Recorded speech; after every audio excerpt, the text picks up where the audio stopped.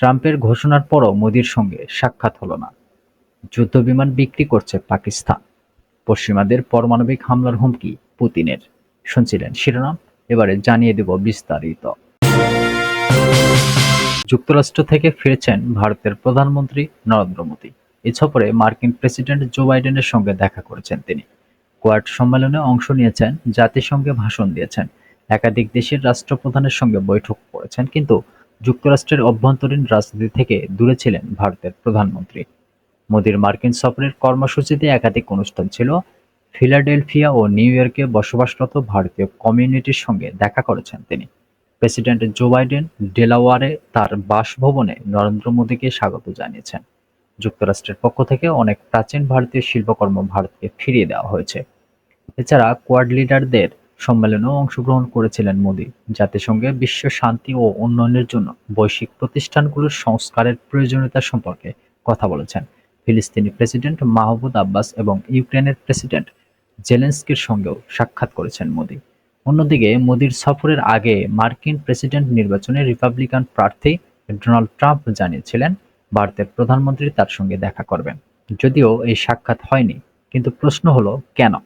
মোদি যুক্তরাষ্ট্রে পৌঁছানোর আগে সাবেক মার্কিন প্রেসিডেন্ট তথা চলতি বছরের প্রেসিডেন্ট নির্বাচনে রিপাবলিকান পার্টির প্রার্থী ডোনাল্ড ট্রাম্প দাবি করেছিলেন তার সঙ্গে দেখা করবেন ভারতের প্রধানমন্ত্রী। অন্যদিকে মোদির যুক্তরাষ্ট্র সফরের আগে ভারতীয় পররাষ্ট্র মন্ত্রণালয়ের প্রেস ব্রিফিংয়ে সাংবাদিকরা এই সাক্ষাতের বিষয়ে প্রশ্ন করেন।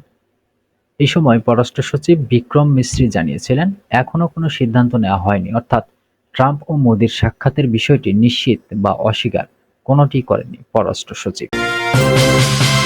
আজারবাইজানের কাছে যুদ্ধবিমান বিক্রি করছে পাকিস্তান। দেশটির সেনাবাহিনীর পক্ষ থেকে বৃহস্পতিবার এ তথ্য জানানো হয়েছে। পাকিস্তান সেনাবাহিনী বলেছে, তারা আজারবাইজানের কাছে JF-17 ব্লক 3 ফাইটার জেট বিক্রির জন্য চুক্তি করেছে। এই যুদ্ধবিমান চীনের সঙ্গে যৌথ উদ্যোগে তৈরি করেছে পাকিস্তান।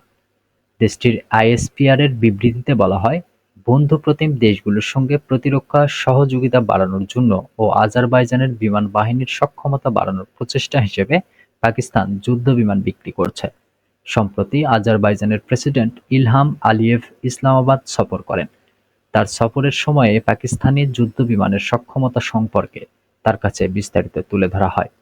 এবছরের ফেব্রুয়ারি মাসে আজারবাইজানের সঙ্গে পাকিস্তানের এই চুক্তি সম্পর্কে বেশ কিছু প্রতিবেদন আন্তর্জাতিক গণমাধ্যমে এসেছিল। তাতে বলা হয়, 160 কোটি মার্কিন ডলারে এই চুক্তি করা হয়েছে। তবে কতটি যুদ্ধবিমান বিক্রি করা হচ্ছে তা বলা হয়নি। গুঞ্জন রয়েছে 8টি যুদ্ধবিমান বিক্রি করা হতে পারে। এতে যুদ্ধবিমান চালানোর প্রশিক্ষণ সহ অন্যান্য কারিগরি বিষয়ও যুক্ত থাকবে। উল্লেখ্য, প্রতিবেশী আর্মেনিয়ার সঙ্গে দীর্ঘদিন সংঘাত চলছে আজারবাইজানের। ইউক্রেনের সঙ্গে 2.5 বছরেরও বেশি সময় ধরে লড়াই চলছে রাশিয়ার। আর সেই লড়াইয়ে ইউক্রেনকে সহায়তা করছে যুক্তরাষ্ট্রসহ পশ্চিমা বিশ্বের একাধিক দেশ। এমনকি রাশিয়ার উপর ক্রুজ মিসাইল হামলা নিয়ে ইউক্রেনকে গ্রিন সিগন্যাল দিতে পারে যুক্তরাষ্ট্র ও ব্রিটেন। আর এই রিপোর্ট প্রকাশ্যে আসার পরই কঠোর হুঁশিয়ারি দিয়েছেন রাশিয়ার প্রেসিডেন্ট ভ্লাদিমির পুতিন। রীতিমতো পারমাণবিক অস্ত্র ব্যবহারের হুঁশিয়ারি দিয়েছেন তিনি। রাশিয়ার পারমাণবিক অস্ত্র ব্যবহারের নিয়ম ও পূর্বশর্ত পরিবর্তনের বিষয়টি বিবেচনা করার কথাও জানিয়েছেন তিনি। বৃহস্পতিবার 26 সেপ্টেম্বর পৃথক প্রতিবেদনে এই তথ্য জানিয়েছে বার্তা সংস্থা রয়টার্স এবং সংবাদ মাধ্যম বিবিসি। রয়টার্সের প্রতিবেদনে বলা হয়েছে, প্রেসিডেন্ট ভ্লাদিমির পুতিন বুধবার পশ্চিমা বিশ্বকে সতর্ক করে দিয়ে বলেছেন, যদি প্রচলিত ক্ষেপণাস্ত্র দিয়ে রাশিয়ায় আঘাত করা হয় তাহলে জবাবে রাশিয়া পারমাণবিক অস্ত্র ব্যবহার করতে পারে এবং কোনো পরমাণু শক্তিধর দেশের সমর্থনে যদি কোনো দেশ রাশিয়ায় হামলা চালায় তবে তারা সেটি যৌথ হামলা বলে বিবেচনা করবেন। অর্থাৎ রুশ ভূখণ্ডে মিসাইল হামলা চালানো হলে জবাবে রাশিয়ার পারমাণবিক অস্ত্র ব্যবহার করবে।